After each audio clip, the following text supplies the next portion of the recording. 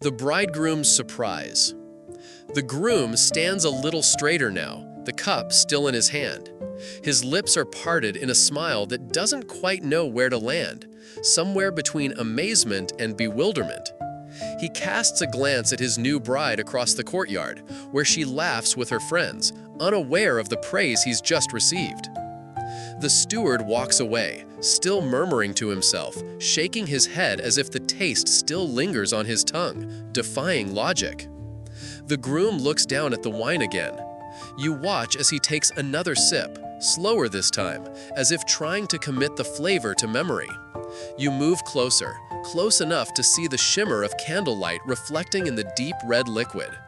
It glows like garnet, and for a fleeting moment, you wonder what it looked like the very instant it changed. Not that it matters. The miracle wasn't in the spectacle, it was in the grace. The groom sets the cup down gently on the table, still watching the guests with a kind of stunned joy.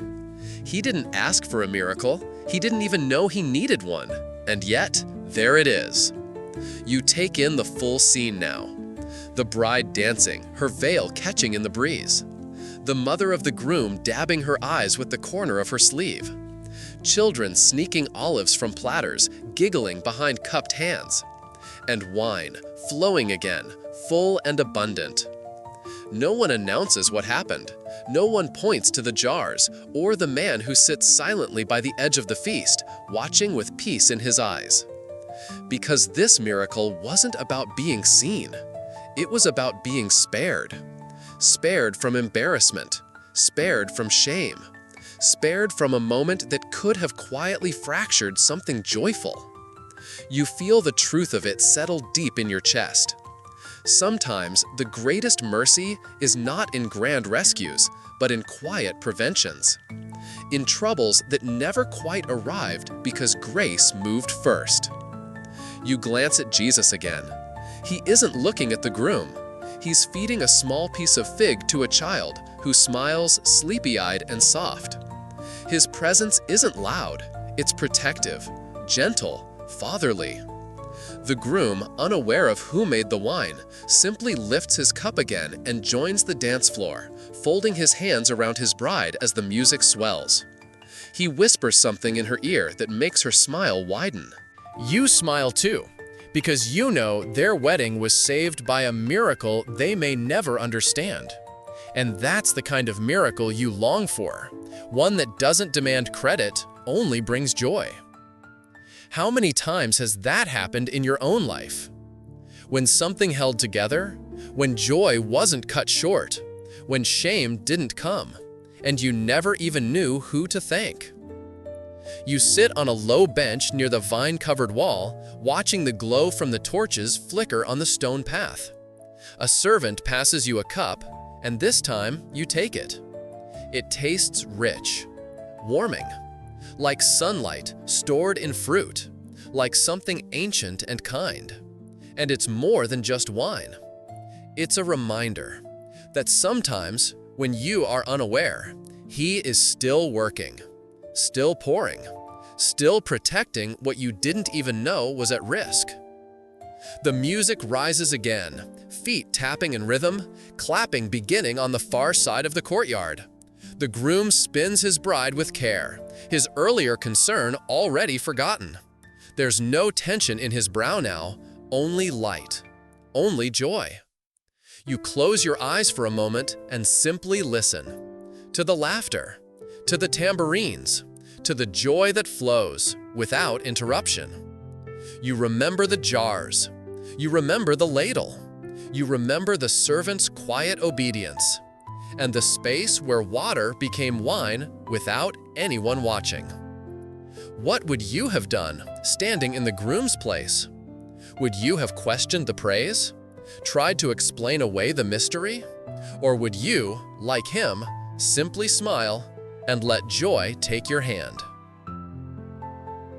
The murmur of wonder. The feast carries on, golden and glowing. Laughter ripples through the night air like wind through tall grass, subtle, graceful, full of life. The music loops into a gentler melody now, soothing the children who've begun curling up near their mother's laps. The servants, once on edge, now stand more relaxed, some swaying quietly to the rhythm, their earlier task behind them, but still echoing in their thoughts. You sit beneath an olive tree at the edge of the courtyard. From here, the scene unfolds like a painted scroll. Soft torchlight, dancing shadows, the low thrum of conversation. It's all so unremarkable, and yet you feel something shifting under the surface. The steward has said his piece. The wine has been poured again and again. And now, something else is happening. Not dramatic, not sudden, but unmistakable. A quiet murmur, like a shared breath. You notice it first in a pair of older guests sitting near the hearth. One leans to the other, speaking low, eyes flicking to his cup and then to the crowd. A shrug, a small shake of the head, but then a smile, a knowing one. Then another, near the fig platter. A woman tilts her head curiously as she tastes the wine. She nods, slowly, and though she says nothing, her eyes soften. You begin to hear the whispers scattered like seeds in the breeze. Did you taste this? It's better than before. I wonder who brought it. It's not loud, it's not public, but something is rising. Not the miracle itself, no one's calling it that, not yet, but the awe that follows in its wake. The recognition that something beautiful has happened and no one quite knows how. You watch as two of the servants pass each other, exchanging the smallest glance. They say nothing, but you can see it in their faces. They know. And they hold that knowledge tenderly, like a candle cupped in the palm. Protected, precious. You close your eyes and take a deep breath. This is the afterglow of grace. Not the moment itself, but its echoes. A subtle spreading of warmth, like dye dropped into water. At first, barely visible. And then, all at once, everything has changed. It reminds you of those moments in your own life where something unexplainably worked out, where a burden lightened without warning, where provision arrived before the panic, where sorrow gave way to peace, and you couldn't say how or when. But you knew. You knew it wasn't coincidence. You knew it had been cared for, even if quietly, even if invisibly, even if no one else knew. You rise from your seat and walk toward the center of the celebration. The groom spins his bride again, her feet barely brushing the stones. Music swells for just a moment, full of wind and string and joy. The crowd claps in rhythm, and a few guests link hands in a small circle. They laugh, heads tossed back, cheeks glowing in firelight. And you realize something. This miracle wasn't just for the groom. It wasn't just for the steward. It wasn't even just for the servants.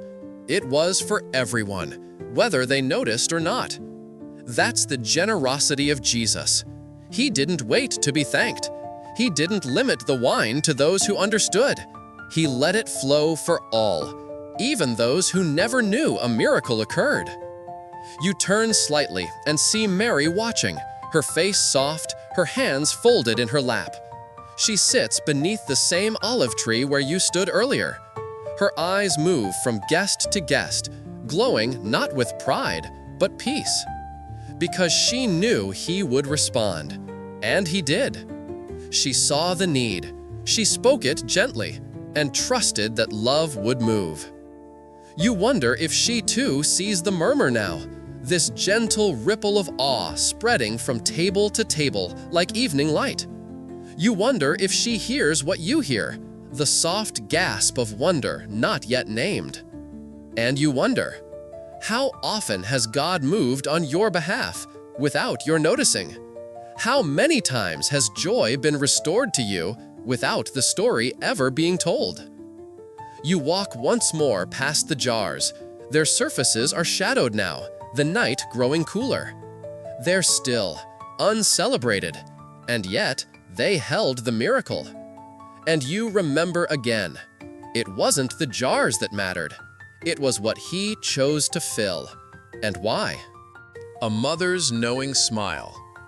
She sits alone now, Mary, on a stone bench beneath the canopy of vines, her hands resting gently in her lap. There's a softness about her, something beyond composure. It is the peace of someone who sees further than others do, who understands things not through noise, but through quiet knowing. You watch her from across the courtyard. The celebration swirls around her, laughter, dancing, music, clinking cups. But Mary seems untouched by the motion, not distant, not removed, just anchored. You walk slowly toward her, drawn by the stillness she holds. As you approach, she turns her face slightly toward you, offering a smile so small and so full of meaning that it settles something inside you. She says nothing.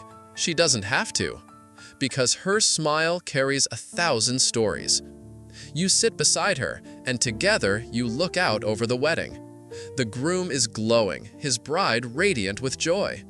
The steward now moves easily between tables, pouring another round of the wine he still cannot explain. Servants carry platters of bread and honey-dipped fruit.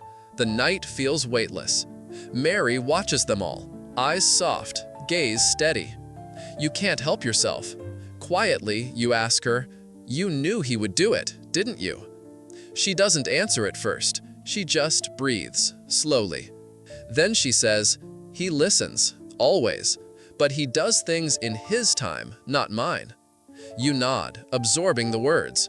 There's no pride in her voice, no hint of superiority, just love, deep-rooted love, like the love that waits not for results, but for purpose. She continues, "I didn't ask him to change the water. I only told him there was no wine. I trusted that if he responded, it would be right." Her eyes never leave the celebration. And in that moment, you understand something profound. Her faith wasn't in what he would do. It was in who he was. She didn't need details. She didn't ask for signs. She just made space for him, for his timing, for whatever form grace would take. You sit back against the vine-covered wall, letting the scent of blossoms drift around you. The air is cool now, laced with the softness of night. Mary adjusts her shawl, her hands moving slowly, deliberately, like someone accustomed to waiting well. You think about the times in your life when you've brought your need before heaven, when your voice, perhaps small and trembling, whispered something like, "I've run out of strength, out of hope, out of direction." And you wonder, what if the answer wasn't delay? What if it was timing? What if the stillness was not absence, but preparation? What if grace was already being poured, unseen, like water filling jars behind the scenes? Mary leans forward slightly, resting her elbows on her knees. Her eyes glisten just a little as she watches the guests. "He doesn't need crowds," she says quietly. "He doesn't need noise. He just needs an opening." You let her words settle in the quiet between you. An opening. Not a demand. Not a deadline. Just a space in the heart where trust lives. You glance again at Jesus. He's near the far side of the courtyard now, speaking with an elder. His posture is easy, his presence warm.